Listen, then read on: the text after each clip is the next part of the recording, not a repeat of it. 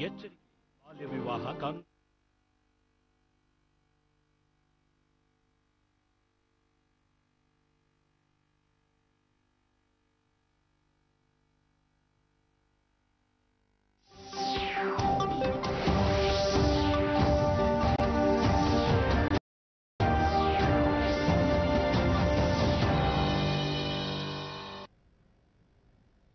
ನಮಸ್ಕಾರ. ಮುಖ್ಯಾಂಶಗಳು. ಹಣಕಾಸು ಸಚಿವ ಪಿಯೂಷ್ ಗೋಯಲ್ರಿಂದ 2019-20 ಸಾಲಿನ ಮಧ್ಯಂತರ ಮುಂಗಡ ಪತ್ರ ಸಂಸತ್ತಿನಲ್ಲಿ ಮಂಡನೆ. ರೈತರು, ಕಾರ್ಮಿಕರು ಸೇರಿದಂತೆ ಎಲ್ಲ ವರ್ಗದವರಿಗೆ ಆದ್ಯತೆ. ಕೃಷಿಕರಿಗೆ ಪಿಎಂ ಕಿಸಾನ್ ಸಮ್ಮಾನ್ ನಿಧಿ, ಕಾರ್ಮಿಕರಿಗೆ ಶ್ರಮಯೋಗಿ ಮಾನ್ಧನ್ ಯೋಜನೆ, ಆದಾಯ ತೆರಿಗೆ ಮಿತಿ ವಾರ್ಷಿಕ 5 ಲಕ್ಷ ರೂಪಾಯಿಗೆ ಏರಿಕೆ. ನವಭಾರತ ನಿರ್ಮಾಣದ ನಿಟ್ಟಿನಲ್ಲಿ ಬಜೆಟ್, ಪ್ರಧಾನಿ ನರೇಂದ್ರ ಮೋದಿ ಬಣ್ಣನೆ.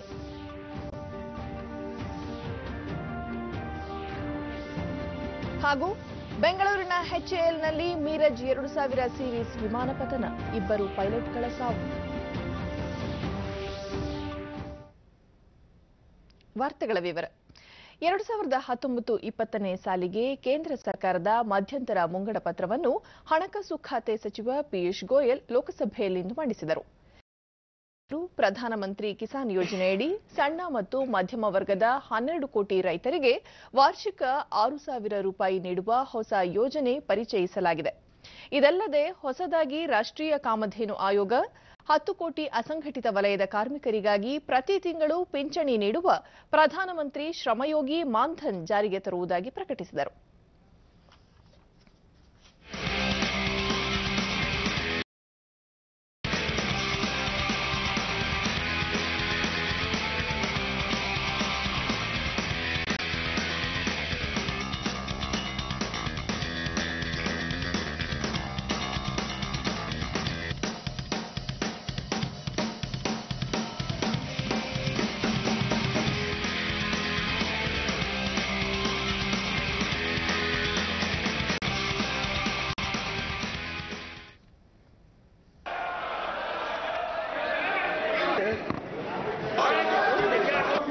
I rise to present the interim budget for the year 2019-2020. Yes. Part A. ಬಜೆಟ್ನ ಪ್ರಮುಖಾಂಶಗಳು. ಸಣ್ಣ ರೈತರಿಗೆ ವಾರ್ಷಿಕ 6,000 ರೂಪಾಯಿ ನೀಡುವ ಯೋಜನೆಗೆ 75,000 ಕೋಟಿ ರೂಪಾಯಿ ನಿಗದಿ. ರಾಷ್ಟ್ರೀಯ ಗೋಕುಲ ಮಿಷನ್ಗೆ 750 ಕೋಟಿ ರೂಪಾಯಿ. ದೇಶದಲ್ಲಿರುವ 1.5 ಕೋಟಿ ಮೀನುಗಾರರಿಗಾಗಿ ಪ್ರತ್ಯೇಕ ಮೀನುಗಾರಿಕೆ ಸಚಿವಾಲಯ ಸ್ಥಾಪನೆ. ಪಶುಸಂಗೋಪನೆ, ಮೀನುಗಾರಿಕೆ, ಕೃಷಿಯಲ್ಲಿ ತೊಡಗಿರುವ ರೈತರಿಗೆ 2% ಸಹಾಯಧನ. ಕಾರ್ಮಿಕ ಇಲಾಖೆ ದೇಶದಲ್ಲಿರುವ 10 ಕೋಟಿ ಅಸಂಘಟಿತ ವಲಯದ ಕಾರ್ಮಿಕರಿಗೆ ಪ್ರತಿ ತಿಂಗಳು ಪಿಂಚಣಿ ನೀಡುವ ಪ್ರಧಾನಮಂತ್ರಿ ಶ್ರಮಯೋಗಿ ಮಾನ್ಧನ್ ಯೋಜನೆ.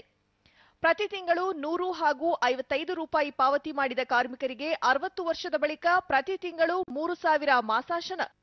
ಆರೋಗ್ಯ ಇಲಾಖೆ ಹರಿಯಾಣದಲ್ಲಿ 22ನೇ ಅಖಿಲ ಭಾರತ ವೈದ್ಯಕೀಯ ವಿಜ್ಞಾನ ಸಂಸ್ಥೆ ಸ್ಥಾಪನೆ. ಮನ್ರೇಗಾ 2019-20 ಸಾಲಿನಲ್ಲಿ ಮಹಾತ್ಮ ಗಾಂಧೀಜಿ ಗ್ರಾಮೀಣ ಉದ್ಯೋಗ ಖಾತ್ರಿ ಯೋಜನೆಯಡಿ 60,000 ಕೋಟಿ ರೂಪಾಯಿ ಅನುದಾನ ಹಂಚಿಕೆ. ಹಿಂದುಳಿದ ವರ್ಗಗಳ ಇಲಾಖೆ ಸಾಮಾನ್ಯ ವರ್ಗಕ್ಕೆ 10% ಮೀಸಲಾತಿಯಿಂದ ಶಿಕ್ಷಣ ಸಂಸ್ಥೆಗಳಲ್ಲಿ 25% ಸೀಟು ಹಂಚಿಕೆ. 2019 ಮಾರ್ಚ್ ವೇಳೆಗೆ ದೇಶದ ಎಲ್ಲ ಮನೆಗಳಿಗೆ ವಿದ್ಯುತ್ ಸಂಪರ್ಕ. ರಕ್ಷಣಾ ಇಲಾಖೆಗೆ ಈ ಬಾರಿ 3 ಲಕ್ಷ ಕೋಟಿ ರೂಪಾಯಿ ಅನುದಾನ ನಿಗದಿ. ಈ ಹಿಂದಿಗಿಂತ ಅತಿ ಹೆಚ್ಚಿನ ಅನುದಾನ ಹಂಚಿಕೆ. ಮನರಂಜನಾ ಉದ್ಯಮ ಭಾರತೀಯ ಚಿತ್ರ ತಯಾರಿಕೆಗೆ, ಚಿತ್ರೀಕರಣಕ್ಕೆ ಅನುಕೂಲವಾಗಲು ಏಕಗವಾಕ್ಷಿ ಯೋಜನೆ ಜಾರಿ. ನಕಲು ತಡೆಗೆ ಕಾಯ್ದೆ ತರಲು ನಿರ್ಧಾರ. ಸಣ್ಣ ಕೈಗಾರಿಕೆ ವಲಯದಲ್ಲಿ 1 ಕೋಟಿ ರೂಪಾಯಿವರೆಗೆ 2% ಬಡ್ಡಿ. ಡಿಜಿಟಲ್ ಗ್ರಾಮ ಮುಂದಿನ 5 ವರ್ಷಗಳಲ್ಲಿ ದೇಶಾದ್ಯಂತ 1 ಲಕ್ಷ ಹಳ್ಳಿಗಳನ್ನು ಡಿಜಿಟಲ್ ಹಳ್ಳಿಗಳನ್ನಾಗಿ ಮಾರ್ಪಡಿಸಲು ಕ್ರಮ. ಇತರೆ ಘೋಷಣೆಗಳು. ಕೃತಕ ಬುದ್ಧಿಮತ್ತೆಯನ್ನು ಉತ್ತೇಜಿಸಲು ಹೊಸ ಜಾಲತಾಣ. ರೈತರು 22 ಬೆಳೆಗಳಿಗೆ 50% ಕನಿಷ್ಠ ಬೆಂಬಲ ಬೆಲೆ ಘೋಷಣೆ. ಮಣ್ಣು ಆರೋಗ್ಯ ಕಾರ್ಡ್, ಬೇವು ಲೇಪಿತ ಯೂರಿಯಾದಿಂದ ರೈತರಿಗೆ ಸಹಕಾರಿ. ಸಾಮಾನ್ಯರು ಮತ್ತು ಹಿಂದುಳಿದ ವರ್ಗಕ್ಕೆ ನೀಡಿದ ಅನುದಾನ. ಸೌಭಾಗ್ಯ ಯೋಜನೆಯಡಿ ಉಚಿತ ವಿದ್ಯುತ್ ಸಂಪರ್ಕ. ಆಯುಷ್ಮಾನ್ ಭಾರತ್ ಯೋಜನೆಯಿಂದ 50 ಕೋಟಿ ಜನರಿಗೆ ವರದಾನ. 2018-19 ಕಡಿಮೆ ದರದಲ್ಲಿ ಬಡವರಿಗೆ ಆಹಾರ ಧಾನ್ಯ ವಿತರಿಸಲು 1,70,000 ಕೋಟಿ ರೂಪಾಯಿ ವೆಚ್ಚ. ಬಡ ಮತ್ತು ಮಧ್ಯಮ ವರ್ಗದ ಕುಟುಂಬಗಳಿಗೆ ಎಲ್ಇಡಿ ಬಲ್ಬ್ ವಿತರಿಸಲು 50,000 ಕೋಟಿ ರೂಪಾಯಿ. ಪ್ರಧಾನಮಂತ್ರಿ ಗ್ರಾಮ್ ಸಡಕ್ ಯೋಜನೆಗೆ 19,000 ಕೋಟಿ ರೂಪಾಯಿ. ಪ್ರಧಾನಮಂತ್ರಿ ಆವಾಸ್ ಯೋಜನೆಯಡಿ 2014ರಿಂದ 18ರವರೆಗೆ 1.53 ಕೋಟಿ ಮನೆಗಳ ನಿರ್ಮಾಣ. ಮಹಿಳಾ ಮತ್ತು ಮಕ್ಕಳ ಅಭಿವೃದ್ಧಿ. ಉಜ್ವಲ ಯೋಜನೆಯಡಿ 6 ಕೋಟಿ ಉಚಿತ ಅಡುಗೆ ಅನಿಲ ಸಂಪರ್ಕ. ಮುಂದಿನ ವರ್ಷದೊಳಗೆ 8 ಕೋಟಿ ಸಂಪರ್ಕ ಕಲ್ಪಿಸುವ ಗುರಿ. ಮುದ್ರಾ ಯೋಜನೆಯಡಿ 70% ಸಾಲ ಸೌಲಭ್ಯ. ಗರ್ಭಿಣಿ ಮಹಿಳೆಯರಿಗೆ ಮಾತೃವಂದನಾ ಯೋಜನೆ. ಯುವಜನ ಸೇವೆ. ಪ್ರಧಾನಮಂತ್ರಿ ಕೌಶಲ ವಿಕಾಸ್ ಯೋಜನೆಯಡಿ 1 ಕೋಟಿ ಯುವಜನರಿಗೆ ತರಬೇತಿ. ಮುದ್ರಾ, ಸ್ಟ್ಯಾಂಡ್ ಅಪ್, ಸ್ಟಾರ್ಟ್ಅಪ್ ಯೋಜನೆಯಿಂದ ಸ್ವಯಂ ಉದ್ಯೋಗಕ್ಕೆ ಒತ್ತು. ಮೂಲಸೌಕರ್ಯ. ದೇಶದಲ್ಲಿ 100ಕ್ಕೂ ಹೆಚ್ಚು ವಿಮಾನ ನಿಲ್ದಾಣಗಳ ಕಾರ್ಯಾಚರಣೆ. ಸಿಕ್ಕಿಂನಲ್ಲಿ ಪಕ್ಯಾಂಗ್ ವಿಮಾನ ನಿಲ್ದಾಣ ಆರಂಭ. 5 ವರ್ಷಗಳಲ್ಲಿ ದೇಶೀಯ ಪ್ರಯಾಣಿಕರ ಸಂಖ್ಯೆ ದ್ವಿಗುಣ. ರಸ್ತೆ. ವಿಶ್ವದಲ್ಲಿ ಅತಿ ಹೆಚ್ಚು ಹೆದ್ದಾರಿ ಹೊಂದಿರುವ ದೇಶ ಎನ್ನುವ ಹೆಗ್ಗಳಿಕೆ. ಪ್ರತಿದಿನ 27 ಕಿಲೋಮೀಟರ್ ಹೆದ್ದಾರಿ ನಿರ್ಮಾಣ. ಜಲಮಾರ್ಗ. ಕರಾವಳಿ ಪ್ರದೇಶಗಳಲ್ಲಿ ಸಾಗರಮಾಲ ಯೋಜನೆ. ಕೋಲ್ಕತ್ತಾದಿಂದ ವಾರಣಾಸಿವರೆಗೆ ಒಳನಾಡು ಜಲಸಾರಿಗೆ. ರೈಲ್ವೆ. ರೈಲ್ವೆ ಇತಿಹಾಸದಲ್ಲಿ ಸುರಕ್ಷಿತ ವರ್ಷ ಎನ್ನುವ ಹೆಗ್ಗಳಿಕೆ. ಬ್ರಾಡ್ಗೇಜ್ ರೈಲ್ವೆ ಜಾಲದಲ್ಲಿ ಮಾನವರಹಿತ ಲೆವೆಲ್ ಕ್ರಾಸಿಂಗ್ ನಿರ್ಮೂಲನೆ. ಅರೆ ಅತಿವೇಗದ ವಂದೇ ಭಾರತ್ ಎಕ್ಸ್ಪ್ರೆಸ್ ಹೊಸ ರೈಲು ಆರಂಭ. ಹವಾಮಾನ ಬದಲಾವಣೆ. ನವೀಕರಿಸಬಹುದಾದ ಇಂಧನ. ಸೋಲಾರ್ ವಲಯದಲ್ಲಿ ಉದ್ಯೋಗ ಸೃಷ್ಟಿಗೆ ಆದ್ಯತೆ. Digital India. ಮೊಬೈಲ್ ಡಾಟಾ ಬಳಕೆಯಲ್ಲಿ ವಿಶ್ವದಲ್ಲೇ ಭಾರತ ಮುಂಚೂಣಿಯಲ್ಲಿ. ಕಳೆದ 5 ವರ್ಷಗಳಲ್ಲಿ 50% ಡಾಟಾ ಬಳಕೆ ಹೆಚ್ಚಳ. ಜನ್ಧನ್ ಯೋಜನೆ. 5 ವರ್ಷಗಳಲ್ಲಿ 34 ಕೋಟಿ ಜನ್ಧನ್ ಬ್ಯಾಂಕ್ ಖಾತೆ ಆರಂಭ. ಸರ್ಕಾರದ ಯೋಜನೆಗಳ ಲಾಭ ನೇರವಾಗಿ ಪಡೆಯಲು ಆಧಾರ್ ನೋಂದಣಿ. ಕಪ್ಪು ಹಣ. 1,30,000 ಕೋಟಿ ರೂಪಾಯಿ ಕಪ್ಪು ಹಣ ಕಾನೂನಿನ ವ್ಯಾಪ್ತಿಗೆ ತರುವಲ್ಲಿ ಯಶಸ್ವಿ. 6,900 ಕೋಟಿ ಬೇನಾಮಿ ಆಸ್ತಿ ಜೋಡಣೆ. ನೇರ ತೆರಿಗೆಯಲ್ಲಿ 18% ಏರಿಕೆ. ಮುಂದಿನ ಗುರಿ. 2022ರ ವೇಳೆಗೆ ನವಭಾರತ ನಿರ್ಮಾಣದ ಗುರಿ. ಶೌಚಾಲಯ, ವಿದ್ಯುತ್, ನೀರು ಎಲ್ಲರಿಗೂ ಕಲ್ಪಿಸಿ ಸ್ವಚ್ಛ ಹಾಗೂ ಆರೋಗ್ಯವಂತ ಭಾರತ ನಿರ್ಮಾಣ. ರೈತರ ಆದಾಯ ದ್ವಿಗುಣಕ್ಕೆ ಒತ್ತು. ಯುವಜನರು, ಮಹಿಳೆಯರ ಕನಸುಗಳ ಸಾಕಾರಕ್ಕೆ ಒತ್ತು. ಭಯೋತ್ಪಾದನೆ, ಜಾತಿವಾದ, ಭ್ರಷ್ಟಾಚಾರ, ಸ್ವಜನ ಪಕ್ಷಪಾತದಿಂದ ಭಾರತ ಮುಕ್ತ. ಮುಂದಿನ 10 ವರ್ಷಗಳಿಗೆ ಮುನ್ನೋಟ. ಮುಂದಿನ 5 ವರ್ಷಗಳಲ್ಲಿ ಭಾರತದ ಆರ್ಥಿಕತೆ 5 ಲಕ್ಷ ಕೋಟಿ ರೂಪಾಯಿ ನಿರೀಕ್ಷೆ ಗುರಿ. ನಂತರ 5 ವರ್ಷಗಳಲ್ಲಿ ಇದರ ಪ್ರಮಾಣ $5 ಲಕ್ಷ ಕೋಟಿ ಹಾಗೂ 8 ವರ್ಷಗಳಲ್ಲಿ $10 ಲಕ್ಷ ಕೋಟಿ ಅರ್ಥವ್ಯವಸ್ಥೆಯಾಗಿ ರೂಪುಗೊಳ್ಳುವ ಆಶಯ. ಆಯುಷ್ಮಾನ್ ಭಾರತ್ ಮೂಲಕ ಆರೋಗ್ಯವಂತ ಭಾರತದ ಗುರಿ.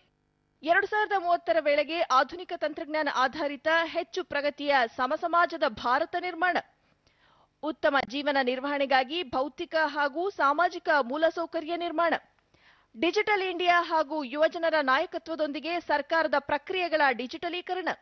ಮಾಲಿನ್ಯ ಮುಕ್ತ ಸಾರಿಗೆ ವ್ಯವಸ್ಥೆ ಒದಗಿಸಲು ವಿದ್ಯುತ್ ವಾಹನಗಳು ಹಾಗೂ ನವೀಕರಿಸಬಹುದಾದ ಇಂಧನಗಳ ಬಳಕೆಗೆ ಆದ್ಯತೆ. ಸ್ವಚ್ಛ ನದಿ, ಎಲ್ಲರಿಗೂ ಸುರಕ್ಷಿತ ಕುಡಿಯುವ ನೀರು ನೀಡಲು ಒತ್ತು. 2022ರ ವೇಳೆಗೆ ಉಪಗ್ರಹಗಳ ಉಡಾವಣಾ ಕೇಂದ್ರವಾಗಿ ಭಾರತ ಮಾರ್ಪಾಡು ಹಾಗೂ ಗಗನಯಾನ ಕಾರ್ಯಕ್ರಮದ ಅನುಷ್ಠಾನ. ಆಹಾರದಲ್ಲಿ ಸ್ವಾವಲಂಬನೆ ಗುರಿ. 2019-20ನೇ ಸಾಲಿನ ಮಧ್ಯಂತರ ಆಯವ್ಯಯ ಪತ್ರದಲ್ಲಿ ಕೃಷಿ, ಗ್ರಾಮೀಣಾಭಿವೃದ್ಧಿ, ಮಧ್ಯವರ್ಗಕ್ಕೆ ಆದಾಯ ತೆರಿಗೆ ಸೇರಿದಂತೆ ಎಲ್ಲ ವಲಯಗಳಿಗೂ ಅನುದಾನ ಹಾಗೂ ವಿನಾಯಿತಿ ನೀಡಲು ಪ್ರಯತ್ನಿಸಲಾಗಿದೆ ಎಂದು ಹಣಕಾಸು ಸಚಿವ ಪಿಯೂಷ್ ಗೋಯಲ್ ತಿಳಿಸಿದರು.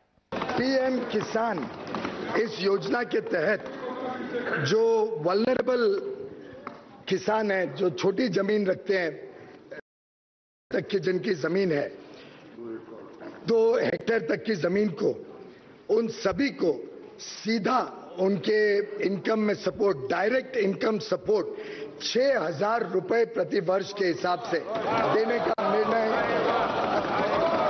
सरकार ने किया है.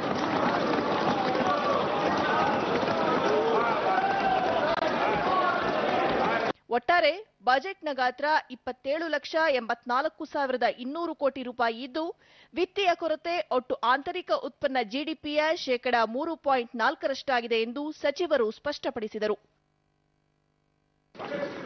ग्रेच्युटी के भुगतान की सीमा को 10 लाख से बढ़ाकर 20 लाख रुपए कर दिया. पिछले 5 वर्षों के दौरान सभी श्रेणी के श्रमिकों के न्यूनतम वेतन में 42% की वृद्धि हुई. जो आज तक सर्वाधिक है। भारत को दुनिया का एक अग्रणी देश बनाएंगे। हम सबने साथ मिलकर अभी नींव रखी है। We have only created the foundation. अब भारत की जनता के साथ मिलकर इस देश की भव्य इमारत बनाने जा रहे हैं।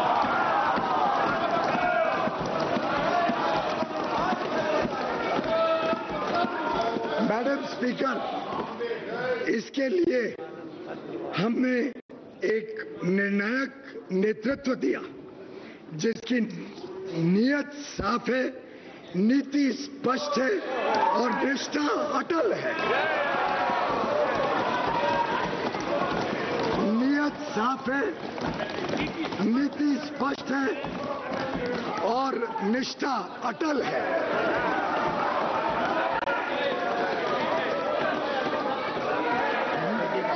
With this, Madam Speaker, I commend this August House.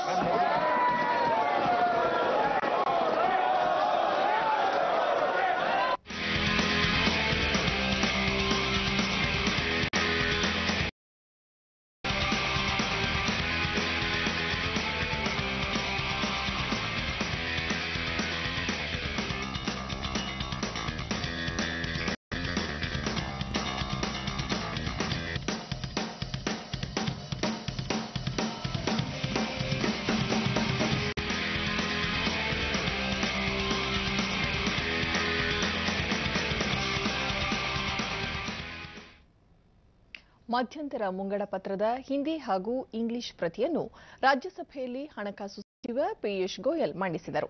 ಬಳಿಕ ಸಂಸತ್ತಿನ ಉಭಯ ಸದನಗಳು ಸೋಮವಾರದವರೆಗೆ ಮುಂದೂಡಲ್ಪಟ್ಟವು.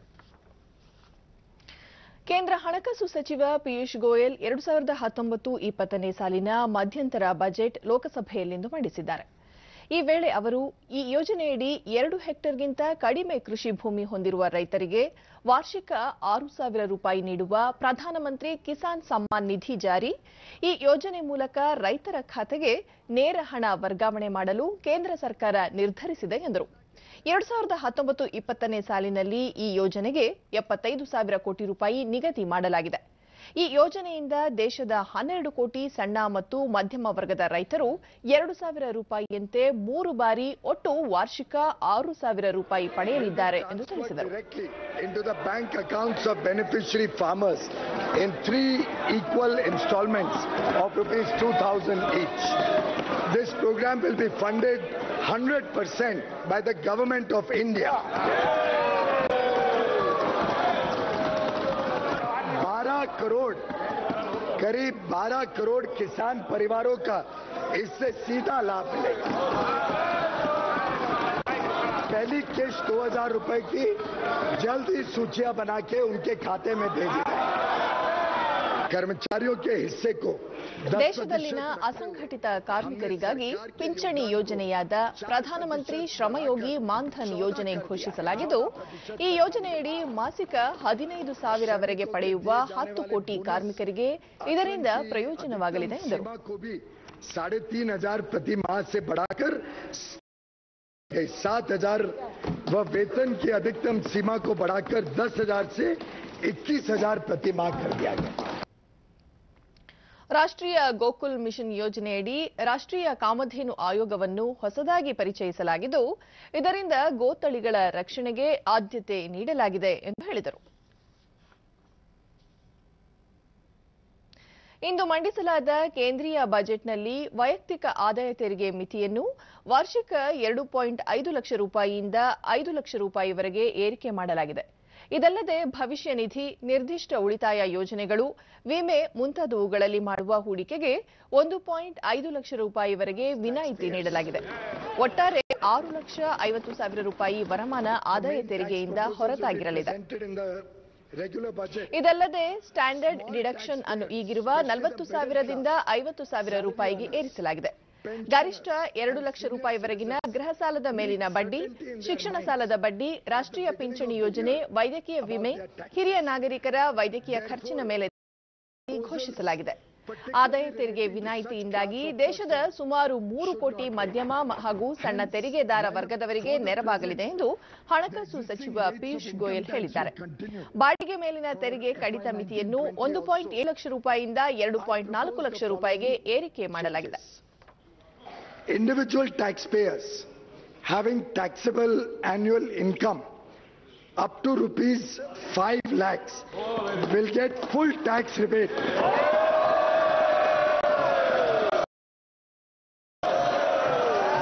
With additional deductions such as interest on home loan up to 2 lakhs, interest on educational loans, national pension scheme contributions, medical insurance, medical expenditure on senior citizens. With all of these other exemptions, deductions, persons having even higher income will not have to pay any tax. Tax benefit of 18,500 crore rupees to an estimated 3 crore middle class taxpayers comprising self-employed, small business, small traders, salary earners, pensioners and senior citizens. ऐसे लगभग 3 करोड़ लोग अलग अलग वर्गों से मध्यम वर्गीय उनको टैक्स से लगभग इससे पूरी तरीके से मुक्ति मिल जाएगी.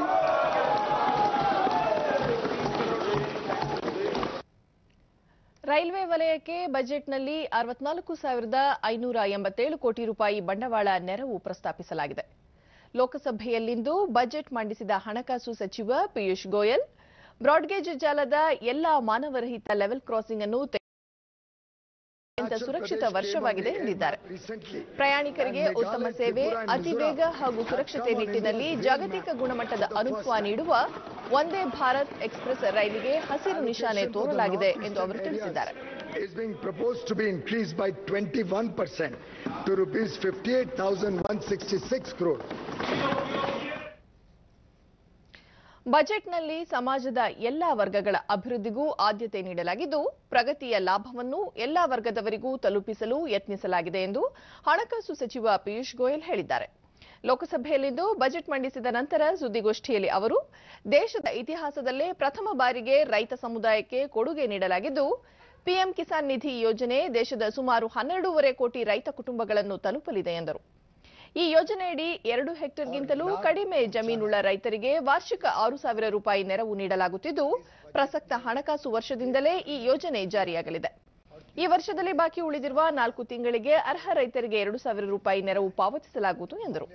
ಅಸಂಘಟಿತ ವಲಯದ ಕಾರ್ಮಿಕರಿಗೆ ಮಾಸಿಕ 3,000 ರೂಪಾಯಿ ಪಿಂಚಣಿ ಯೋಜನೆ ಹೊಸ ಪರಿಕಲ್ಪನೆಯಾಗಿದ್ದು, ಕೋಟ್ಯಾಂತರ ಶ್ರಮಿಕ ಸಮುದಾಯದವರಿಗೆ ನೆರವಾಗಲಿದೆ ಎಂದು ಗೋಯಲ್ ತಿಳಿಸಿದರು.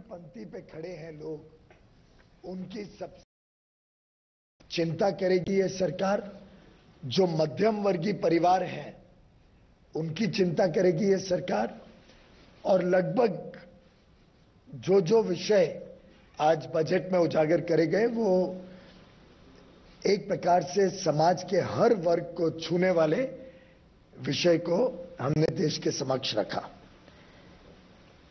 ये इंटरिम बजट की सबसे बड़ी विशेषता रही कि जो 2 नई स्कीम इस सरकार ने तय की है, एक किसानों के लिए और एक अनऑर्गेनाइज्ड सेक्टर जो लोग काम करते हैं, लेबर अनऑर्गेनाइज्ड सेक्टर का जो कर्मचारी है, जो कामगार है, उनके लिए देखें तो लगभग 12-12.5 करोड़ छोटे सीमांत किसानों तक लाभ पहुंचाना.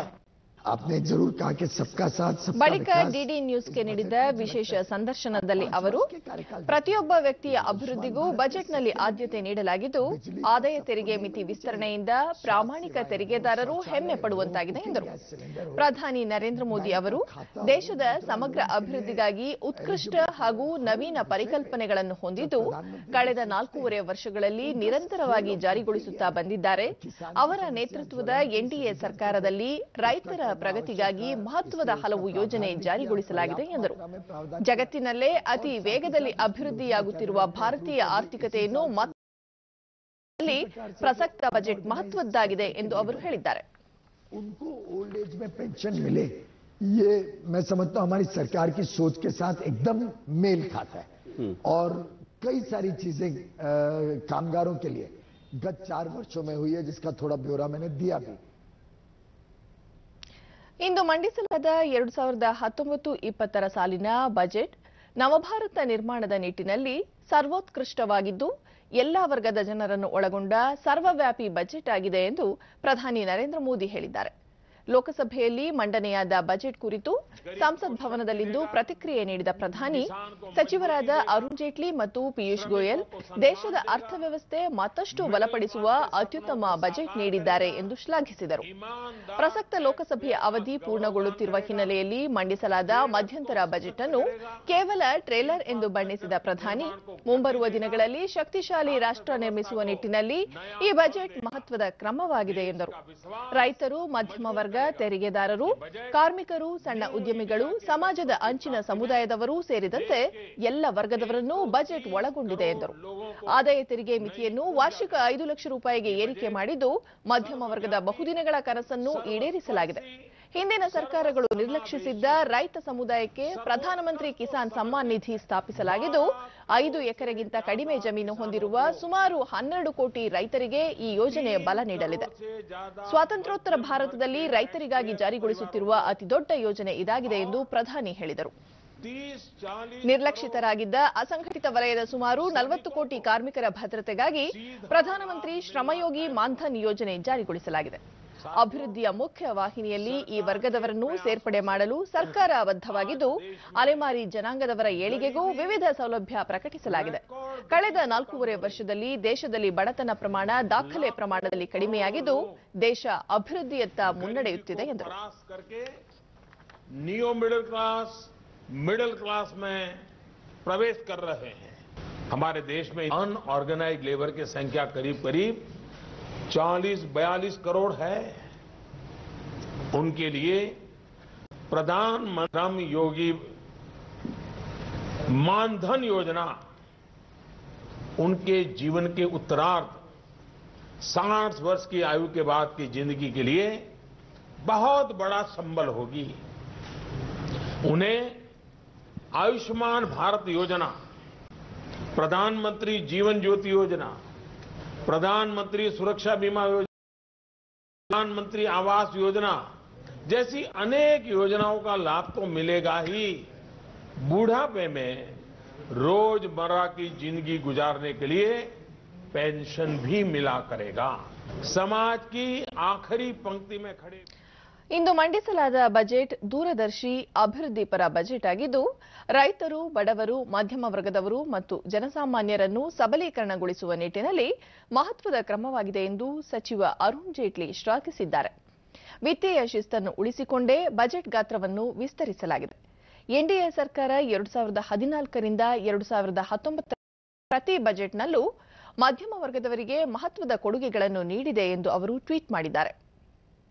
ಕೇಂದ್ರ ಕೃಷಿ ಸಚಿವ ರಾಧಾ ಮೋಹನ್ ಸಿಂಗ್, ಬಜೆಟ್ನಲ್ಲಿ ಘೋಷಿಸಲಾಗಿರುವ ಪ್ರಧಾನಮಂತ್ರಿ ಕಿಸಾನ್ ಸಮ್ಮಾನ್ ನಿಧಿ ಯೋಜನೆಯಿಂದ 12 ಕೋಟಿ ರೈತ ಕುಟುಂಬಗಳಿಗೆ ನೆರವಾಗಲಿದೆ ಎಂದರು.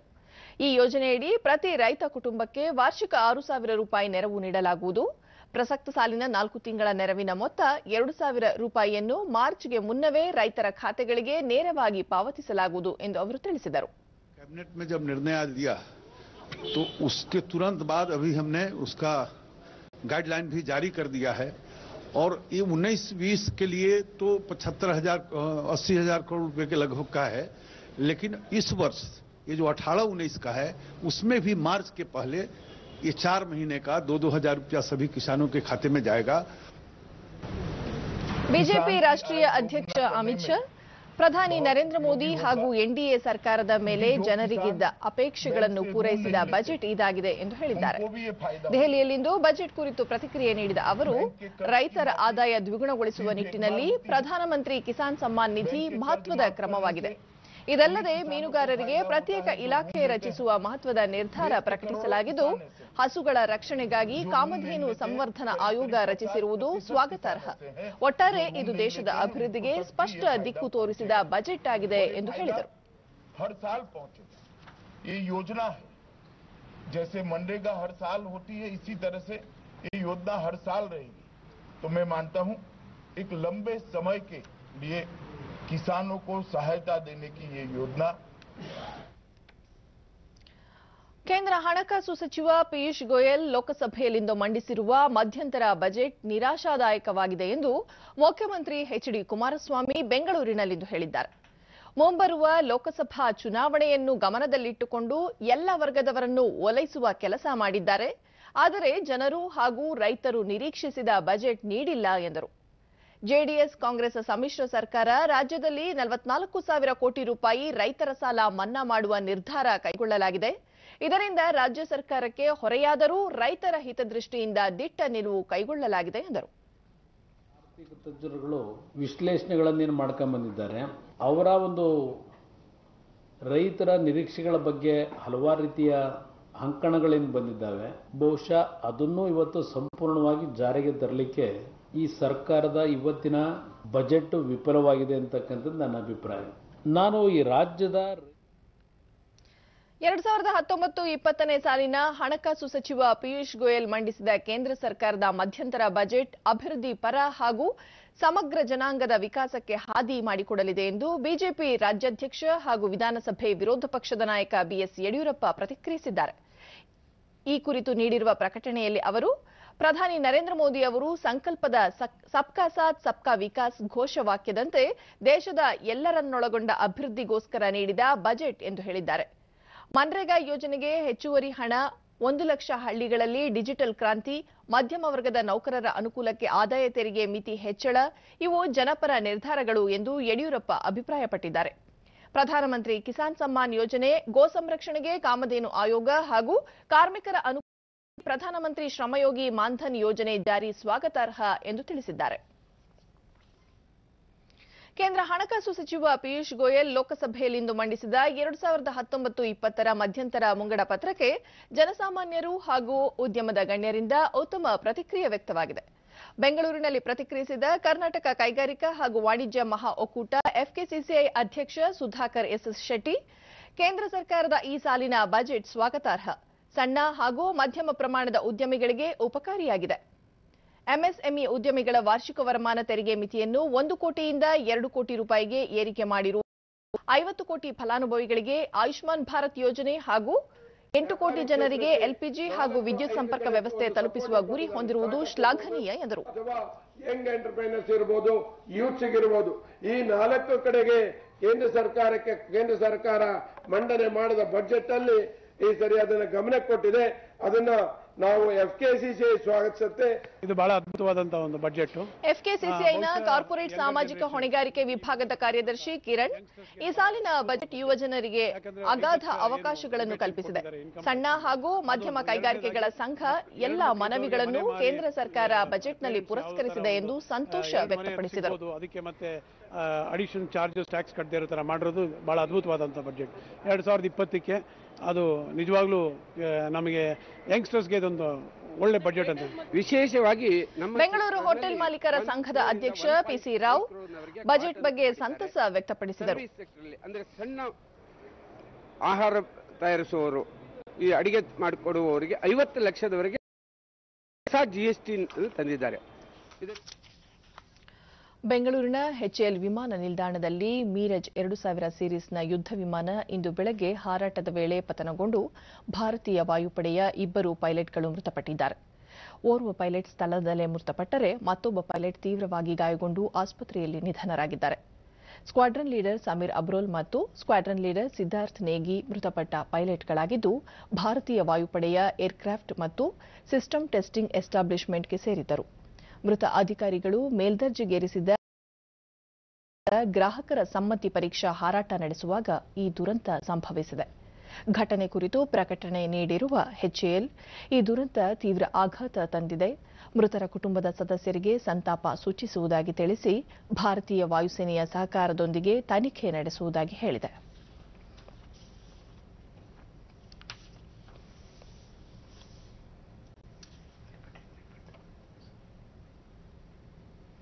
ಕೊನೆಯಲ್ಲಿ ಮತ್ತೊಮ್ಮೆ ಮುಖ್ಯಾಂಶಗಳು. ಹಣಕಾಸು ಸಚಿವ ಪಿಯೂಷ್ ಗೋಯಲ್ರಿಂದ 2019-20 ಸಾಲಿನ ಮಧ್ಯಂತರ ಮುಂಗಡ ಪತ್ರ ಸಂಸತ್ತಿನಲ್ಲಿ ಮಂಡನೆ. ರೈತರು, ಕಾರ್ಮಿಕರು ಸೇರಿದಂತೆ ಎಲ್ಲ ವರ್ಗದವರಿಗೆ ಆದ್ಯತೆ. ಕೃಷಿಕರಿಗೆ ಪಿಎಂ ಕಿಸಾನ್ ಸಮ್ಮಾನ್ ನಿಧಿ, ಕಾರ್ಮಿಕರಿಗೆ ಶ್ರಮಯೋಗಿ ಮಾನ್ಧನ್ ಯೋಜನೆ, ಆದಾಯ ತೆರಿಗೆ ಮಿತಿ ವಾರ್ಷಿಕ 5 ಲಕ್ಷ ರೂಪಾಯಿಗೆ ಏರಿಕೆ. ನವಭಾರತ ನಿರ್ಮಾಣದ ನಿಟ್ಟಿನಲ್ಲಿ ಸರ್ವೋತ್ಕೃಷ್ಟ ಬಜೆಟ್, ಪ್ರಧಾನಿ ನರೇಂದ್ರ ಮೋದಿ ಬಣ್ಣನೆ. ಹಾಗೂ ಬೆಂಗಳೂರಿನ ಎಚ್ಎಎಲ್ನಲ್ಲಿ ಮೀರಜ್ 2000 ಸೀರೀಸ್ ವಿಮಾನ ಪತನ, 2 ಪೈಲಟ್ಗಳ ಸಾವು. ನಮ್ಮ ಮುಂದಿನ ವಾರ್ತಾ ಪ್ರಸಾರ ರಾತ್ರಿ 9 ಗಂಟೆಗೆ. ನಮಸ್ಕಾರ.